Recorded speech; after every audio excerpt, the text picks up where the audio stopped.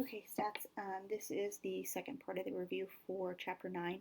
I'm going to go over three problems with you in 11 through 15. There's three problems that I've kind of chosen that I want to go through. I will give you today and tomorrow to finish working on this review, so I won't post a new video for tomorrow, for Friday.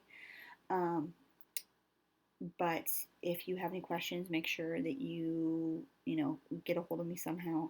I'm still doing like office hours or Google Hangouts or whatever from 1 to 2 p.m. every day. So log on to those if you have any questions. But I'm going to go ahead and get started with number 11. So that's one of the ones that I'm going to do with you. Um, this is a shorter problem, but it is kind of confusing as to what they're asking for. So this comes from section 9.2 where they talk about, it just says, assume the following confidence interval for the difference in mean length of male and female babies. So we're talking about mean, and we're talking about the differences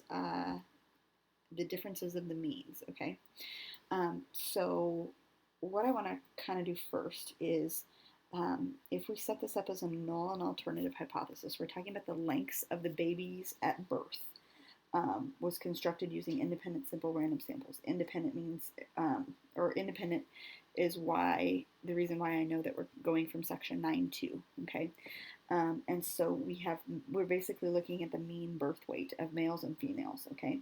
And so our null hypothesis is going to be that the weight of the boys and the weight of the girls is going to be the same. So maybe we say sample one is male babies. Okay, so these are going to be male babies, these are going to be female babies. And so we're going to assume in our null hypothesis that the mean weights are the same, okay? For our alternative hypothesis, the mean weights are not going to be the same, okay? And then they have the confidence interval already set up for us, and then we just need to figure out what our conclusion is. So the confidence interval, if you write that out, is negative 0.2, which is less than mu1 minus mu2, which is less than 1.7. Okay, so basically they're looking at and they're saying, what does this tell us? What does the confidence interval suggest about the differences in lengths between male and female babies? So in other words, does this make us reject or fail to reject the null hypothesis, basically? Okay, so mu1 minus mu2, if we look at our null hypothesis, mu1 minus mu2, that's when we subtract the mu2 over to the other side. So this guy should be 0 always, okay? Now, we look at that confidence interval and we say, does 0 actually live between those two numbers, negative 0.2 and 1.7? Yes, it actually does, which means that this, we're going to fail to reject it, or we're going to say that that is true, that the mean weights are equal. So what does the confidence interval suggest about the differences in the lengths? It suggests that the mean weights for male versus female babies are the same. Okay? It's telling us that this is true, that the averages are the same. Which I guess is kind of true. You know, it really doesn't matter what the birth weight is. Boys and girls kind of have, you know, sometimes you'll have bigger girl babies and boys that are smaller. Sometimes you'll have vice versa. Okay, so it doesn't really matter, and this confidence interval just goes to support that. Okay, so that's kind of what they were wanting in that case. But the way that it was worded was really weird. Okay, number 12 and number 13. I went ahead and wrote out some notes here for you. So if you need to pause the video to write all this down, you sure can. Things that I underlined is means of two populations, two dependent samples. And that's how I know that I'm coming from section 9.3. These are going to be the matched pairs. So what I'm going to end up doing with this data set is I'm going to end up having to find the differences. And we're going to do a data set like this on the back side here. But we're going to end up having to find the differences and then calculate what D bar is and that type of thing, okay, to figure out what your stuff is. But make sure that you write out your claim, your test statistic, your result, null, alternative hypothesis, here's a bell curve, that type of thing, okay? You're going to be looking at the t-distribution table because you only have 1, 2, 3, 4, 5, 6, 7. Your n is going to be 7, which means your degrees of freedom will be 6 for each one. Okay, so t-distribution because we're less than 30 and that type of thing. So just kind of go off of that. We're going to do an example 15 on the back side, which is going to kind of help you with number 12. Okay, number 13, I underlined some things, so this is another mean, but these are independent samples. So you're looking at section 9.2, and here they give you the consolidated list of all of the stuff. So you're not doing the differences. The differences is what you do, or like you're subtracting each of the data values when you have the same amount of data. So like this was a before and after; those are dependent on one another, okay? Because they're like matched. They're the matched pairs. This one, in one data set we had 14, in one data set we had 17. So that's why we're going off of two completely different data sets for section 9.2, okay? So kind of model that after this. Claim, test statistic results, null and alternative hypothesis, and there's your bell curve, okay? All right, go to the back side. We're going to do both of these together, 14 and 15. So this first one is really, I chose this one because it's the ugly one. This is a proportion one because those have the worst test statistics, the longest formula anyway for that, so that's why I chose to do this one with you. So assume that the samples are independent and that they have been randomly selected. A marketing survey involves product recognition in New York and California. So let's go ahead and say New York is my number 1 set and California is my number 2 set, because we're going to have like a P1 and P2, okay? Of the 558 New Yorkers surveyed, 193 knew the product. Okay, so let's write down some stuff. 558 is the total number of New Yorkers. Okay, so that's going to be like N1, the total number, 558. Okay, 193 is going to be the X1. Okay, so what that can do for me is that can help me figure out my p hat 1. So like the proportion, 193 over 50 or 558, that can give me p hat 1. I'm going to go ahead and do that right quick. And I get 0.346. Let me go 3 decimal places. 0.346 is p hat 1. Okay. Then they give us the data for California, which is 196 out of 614. So N2 is going to be that 614 number. X2 is going to be 196, and then that can help me find p hat 2. Okay. So 196 divided by 614, and that will give me 0.319. 0.319. Okay. There's 2 other things that I'm going to need before I continue reading on. I know that I'm going to need a p-bar, and I know that I'm going to need a q-bar. Okay. The formulas for p-bar is going to be, you take your x's and you add them together, and you divide by the n's added together. So that's the formula for p-bar. Again, this is all in section 9.1, so if you want to look back to that and figure out what all you need, that's there too. So I take the x's and add them together and divide by the n's added together. Okay. So parentheses, my x1, 193 plus 196, and I'm dividing by, open another set of parentheses, 558 plus 614. That's what I have for that. P-bar is 0.332. So 0.332, and Q-bar will then be 1 minus that. 0.668. 0.668. Okay. This problem is a really tedious and a lot of information. That's why I'm doing this one with you. Okay. The other ones aren't quite as ugly, I guess. All right. So now that we have all of our data and stuff off to the side, let's see what we're even trying to test. At the 0.5 significance level, I'm going to put that up here somewhere, 0.05, test the claim that the recognition rates are the same in both states. Okay, so that's going to involve equal. So we're claiming that it's equal.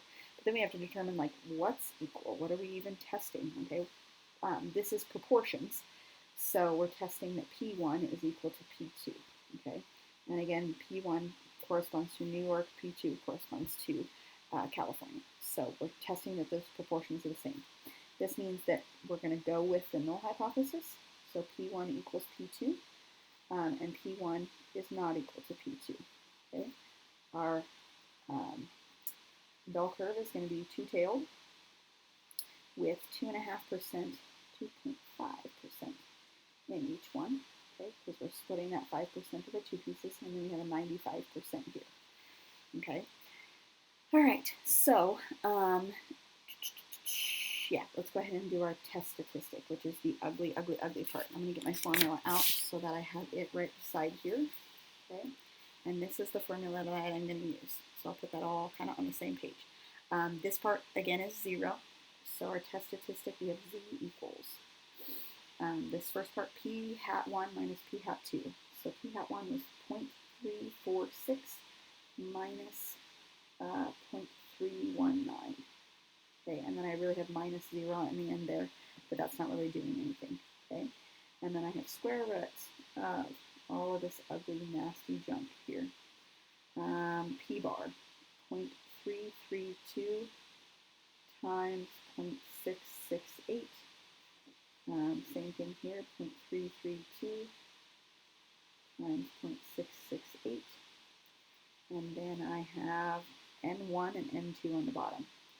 So N1 is 558, N2 is 614. Okay, ugly, ugly, ugly. That's why I'm doing this one with you. Yuck. Okay, that top number, 0.346 minus 0.319 is 0.027. That's my top number. All right, now the bottom number. I should be able to do all that stuff underneath of the square root without using parentheses. So it opens up the one set of parentheses just so that everything's under the square root. But I should be able to just do 0.332 times 0.668 divided by 558, because the order of operations is going to be all of that stuff before it adds it to this.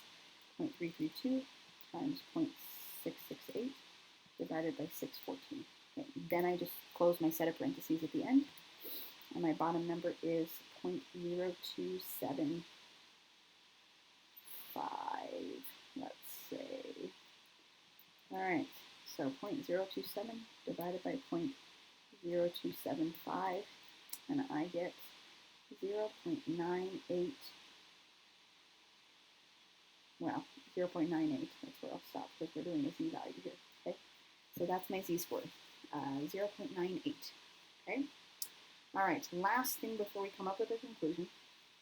I think you guys like doing the p-value method. So this would be 0, this would be 2.5%, this would be 97.5%, and then this would be 100% over here. So we need to figure out where the 0.98 is going to live. So I have to look up something in my table. I haven't done that yet. Positive z-score is going to be 0.98 is all the way over here at 0.8365. So 83.65% is the p-value. So this is the z, and this is the p-value.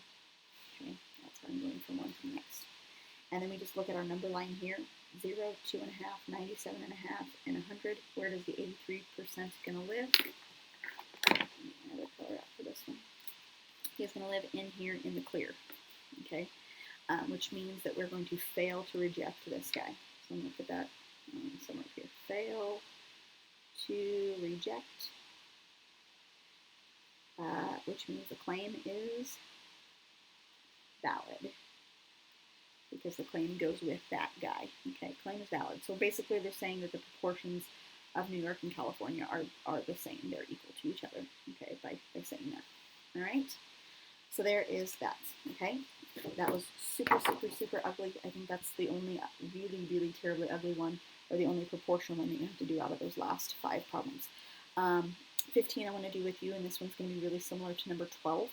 So a random sample of 10 employees of an engineering company was selected. Each employee was asked to report the number of sick days that they claimed on Wednesdays and Fridays of the previous calendar year. Okay, so the first employee out of the 10 said that they were sick on one Wednesday and they were sick 2 days on a Friday, or 2 Fridays.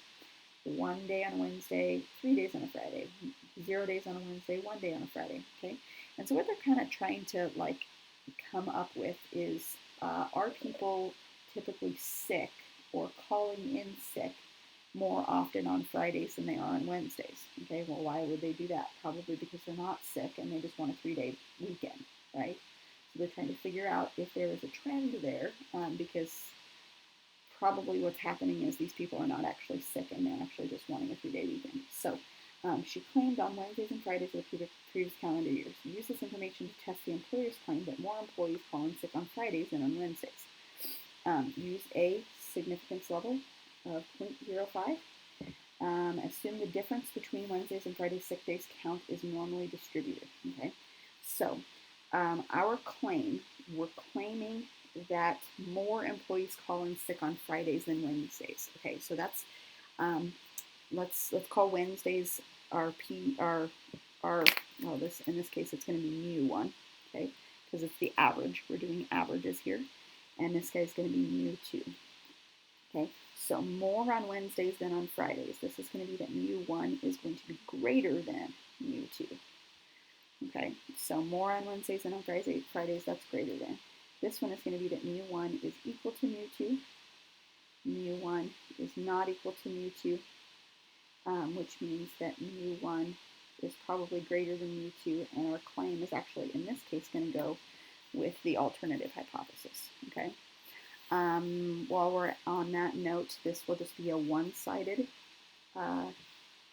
curve because we have greater than, and all 5% is going to live here.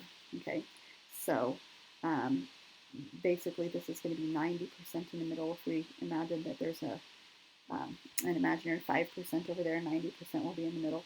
So we really have cutoff marks of 0.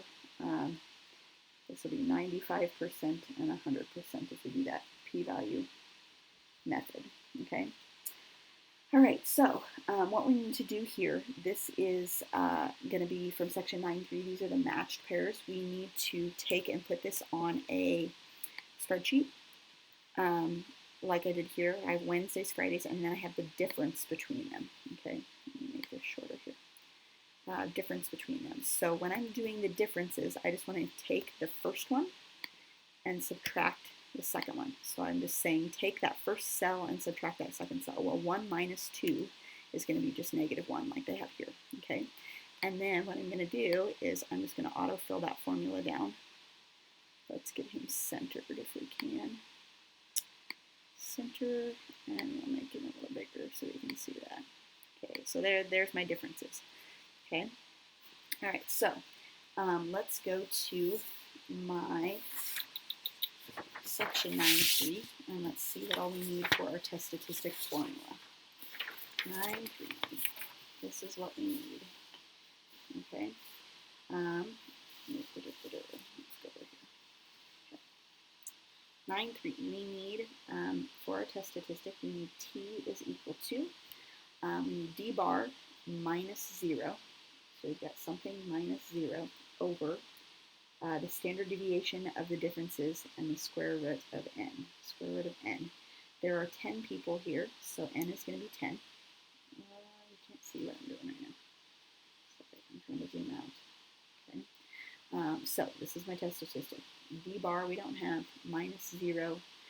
Standard deviation we don't have yet over the square root of 10. So we need to figure out what the d bar is. D bar is the average of the differences. SD is the standard deviation.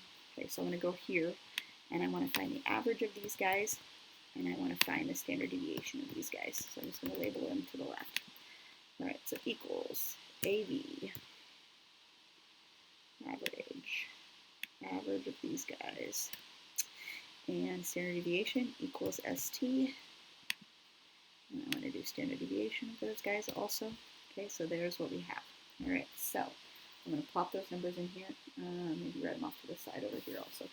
D bar is negative 1.1. Standard deviation is 2.08. Okay, so there's that. All right, let me make this screen bigger now that we have everything that we need. Okay, so D bar, negative 1.1. Standard deviation, 2.08. Okay. And then I can just divide all of that and figure out what my p-value is. So, negative 1.1 divided by, I'm going to use parentheses, 2.08 divided by the square root of 10. Okay, and that is negative 1.67. Okay, all right, so let's see what we've got going on here. We've got to use the t-chart, I think, on this one because our n is only 10, and we're doing averages. We're doing a mean, right? What the heck? I don't have it written down. N is 10. There's 10 numbers or 10 pairs. Okay, so we've got to use the t-chart. And when I do that, I always like to not use the p-value method and use the critical value method instead. So sorry, we're going to get rid of those numbers. We're going to go to our t distribution. We need to look up 90%, okay, for our t distribution. And degrees of freedom will be 9. Okay, degrees of freedom is 9. I'm going to go to 90%, and I get 1.833 is my number. 1.833 right there. So this cutoff mark is 1.833. My imaginary other one is negative 1.833. Okay, and we are comparing negative 1.67 to that. Okay, so if I look at this as a number line, 0 lives in here. Negative 1.67 is going to live in the clear part, okay, which means that I'm going to fail to reject the null hypothesis, okay. Now, since the claim, though, went with the alternative hypothesis, that's going to mean that my claim is wrong or invalid, okay, which means that, so this is saying that the average for Wednesdays is in fact equal to the average for Fridays. So Wednesday and Friday sick day numbers are on average the same, okay. So this conclusion said Fridays are not more frequent, actually, technically, than what Wednesdays were according to this data. Okay, they're pretty close because 1.67, negative 1.67, down over here, I guess was pretty close to being my cutoff, but there we go. So fail to reject, there's that one. This one's going to be kind of similar to the number 12 that we have on the other side.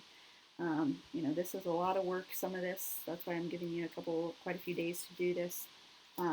Please email me if you have questions or get a hold of me somehow. Monday is when we will, I'll give you some test questions over this stuff, and then we'll be done with Chapter 9.